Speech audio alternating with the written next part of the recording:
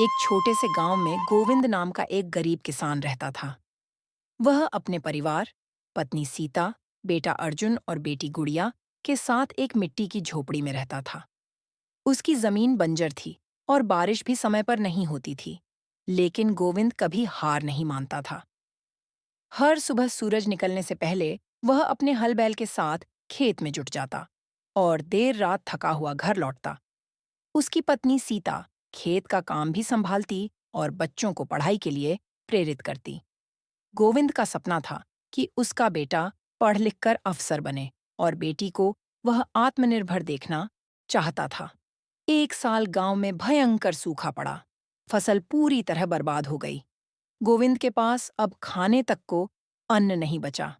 कर्जदार घर के बाहर खड़े होने लगे। ऐसे समय में अर्जुन ने स्कूल छोड़ने की बात की, लेकिन गोविंद ने सख्ती से मना किया। हम भूखे रह लेंगे, लेकिन पढ़ाई नहीं रुकेगी, यही हमारे भाग्य को बदलेगी। गांव में एक सरकारी योजना शुरू हुई जिसमें किसानों को जल संरक्षण सिखाया जाता था। गोविंद ने उसमें भाग लिया।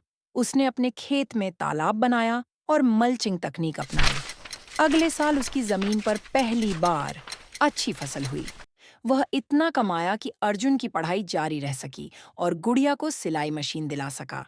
सालों बाद अर्जुन एक सरकारी अधिकारी बना और सबसे पहले अपने गांव में एक स्कूल और महिला प्रशिक्षण केंद्र बनवाया।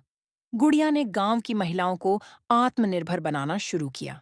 अब जब लोग गोविंद से पूछते कि वह गरीब किसान कैसे इतना बदलाव लाया, वह मुस्कुराकर कहता, मैंने जमीन को नहीं, सपनों को सींचा है। सीख, मेहनत, त्याग और शिक्षा से एक गरीब किसान भी इतिहास बना सकता है।